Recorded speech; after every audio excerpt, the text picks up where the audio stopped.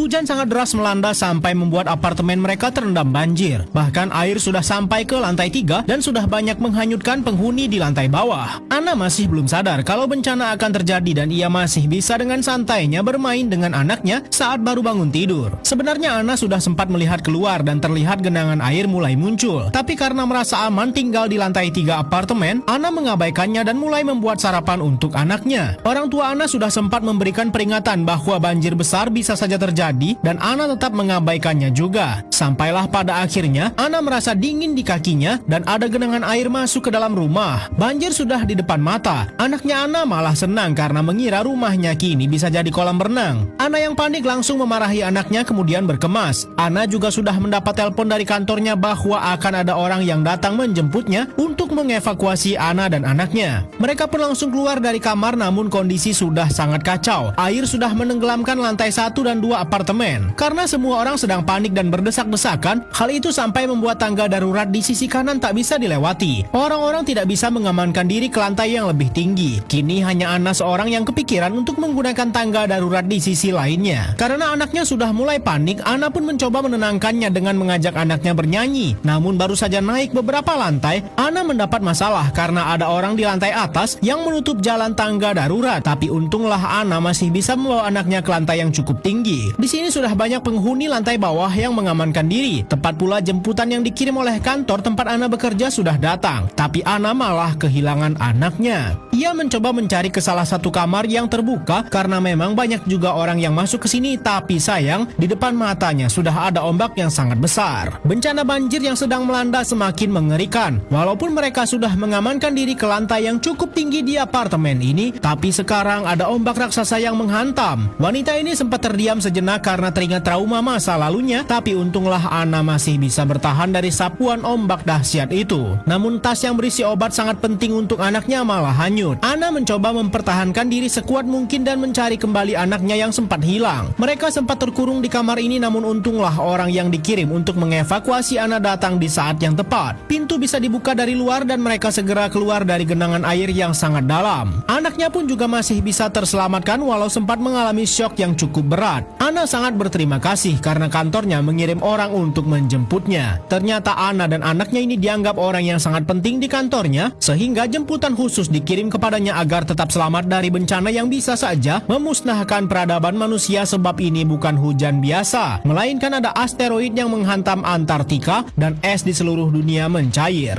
Namun di tengah kondisi yang cukup kritis seperti ini, anaknya Ana malah sempat-sempatnya ingin buang air besar, sehingga mereka mencari kamar kosong untuk menyelesaikan persoalan mules itu. Disinilah baru diketahui bahwa Ana bekerja di perusahaan penelitian yang sedang mengembangkan manusia buatan yang akan meneruskan peradaban manusia setelah bencana ini memusnahkan manusia yang ada sekarang, dan Ana bertugas sebagai peneliti untuk menciptakan emosi pada manusia buatan mereka agar sesuai dengan emosi manusia biasa. Atau bahkan Ana harus membuatnya lebih baik dari manusia yang sudah ada sebelumnya. Di momen ini Ana juga sempat berpamitan dengan ibunya yang juga sedang terjebak sapuan banjir yang sangat dahsyat. Situasi juga semakin memburuk karena pipa gas di lantai apartemen ini bocor sehingga menimbulkan ledakan yang sekarang malah menjebak mereka. Pria ini pun mencoba untuk memanjat ke lantai atas dan Ana akan mengoper anaknya. Namun Ana malah terjatuh karena anaknya terus menahan dirinya. Untunglah Ana cepat sadar dan naik ke permukaan. Karena arus yang cukup deras, Ana sempat kesulitan untuk kembali ke gedung apartemen. Namun demi keselamatan anaknya, Ana tak mau menyerah dan ia pun berhasil sampai kembali ke gedung. Tapi saat akan kembali ke atas, Ana mendengar teriakan seseorang dari dalam lift. Di dalam sana ternyata ada seorang anak yang terjebak. Tapi Ana juga tak bisa berbuat apa-apa karena ia tak punya kemampuan untuk menolongnya. Bahkan Ana juga sempat berpapasan dengan dua orang penjahat yang malah menjarah kamar-kamar yang kosong. Karena arus yang semakin deras, Ana pun tak bisa lagi menolong orang yang terjebak di dalam lift tadi. Sebenarnya kondisi Ana ini sangatlah berat baginya sebab Ana menyimpan trauma yang sangat mendalam terhadap air karena beberapa tahun lalu ia mengalami kecelakaan bersama keluarganya. Mobil mereka jatuh ke dalam laut dan membuat Ana harus kehilangan suaminya. Hanya Ana dan anaknya Jain yang selamat. Ana langsung kembali ke tempat anaknya berada, namun sayang kondisi Jain kini sedang kritis karena penyakit Jain kambuh. Ana harus cepat-cepat mencari obat darurat untuk anaknya. Untunglah ada salah satu kamar yang berisi 2 orang lansia bersedia memberikan bantuan. Ana sekarang benar-benar menyayangi Jain seperti anaknya sendiri, padahal Jain bukanlah anak aslinya, melainkan manusia buatan yang akan diambil data emosinya saat dibesarkan oleh Ana. Ana sebenarnya tahu bahwa Jain akan dikembalikan ke lab tempat dia bekerja, namun sekarang Ana malah terlanjur sayang dengan Jain seperti anak sungguhan. Bencana mengerikan yang sempat terjadi sepertinya sudah akan berakhir. Tiba-tiba langit menjadi cerah dan hujan deras yang menyebabkan banjir sudah berhenti. Namun ternyata kebaikan ini tak bertahan lama sebab awan gelap kembali muncul dan ada gelombang air yang sangat dahsyat sedang menghantam. 2 lansia ini tampak sudah memasrahkan hidup mereka sementara Ana bersama anaknya berusaha menyelamatkan diri. Bahkan saat Ana melihat orang lain yang sedang butuh pertolongan, ia tak bisa berbuat apa-apa. Pria yang menjemput Ana mengingatkan kembali bahwa sebenarnya hari ini sudah saatnya Jain untuk dikembalikan ke lab perusahaan sebab data yang dikumpulkan sudah cukup. Setelah Ana berhasil diselamatkan dan tiba di lantai paling atas, jemputan untuk anaknya sudah tiba. Terlihat Ana mulai panik karena inilah saatnya Jain harus dikembalikan.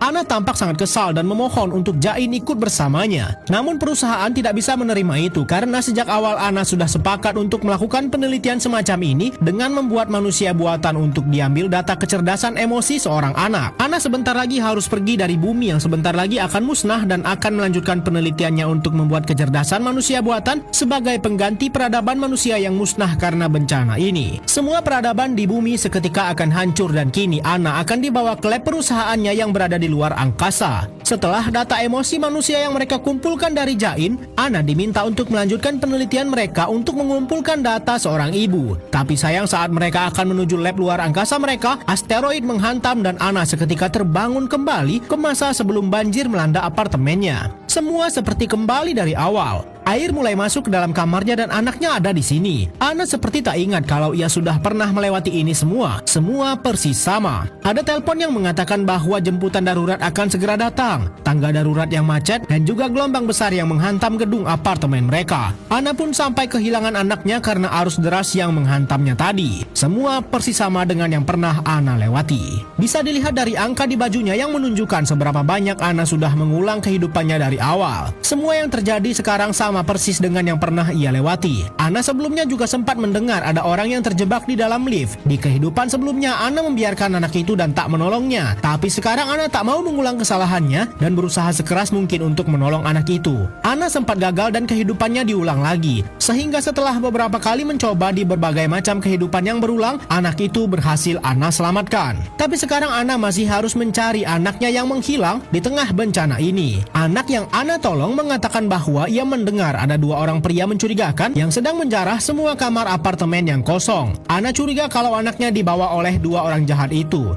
Namun ternyata di kehidupannya yang ke-4006 ini, Ana ternyata gagal karena nyawanya direnggut oleh 2 penjahat ini. Ana terus mencoba pada fase berikutnya di kehidupan yang ke-4007. Ia mencoba seorang diri melawan 2 penjahat ini dan hampir saja gagal lagi. Untung saja ada pria penolong yang dikirim untuk menjemput Ana tiba di waktu yang tepat. Ana yang awalnya sama sekali tidak ingat kalau ia sudah mengulang-ulang kehidupannya, sepertinya mulai menyadari sesuatu kalau peristiwa di apartemen ini sudah berkali-kali ia lewati. Dan benar sekali, saat pertama kali bencana banjir ini melanda, Ana juga melihat ada seorang perempuan yang sedang melahirkan dan awalnya Ana mengabaikan orang itu. Tapi kali ini Ana tak mau mengulangi kesalahannya itu dan membantu wanita yang melahirkan ini.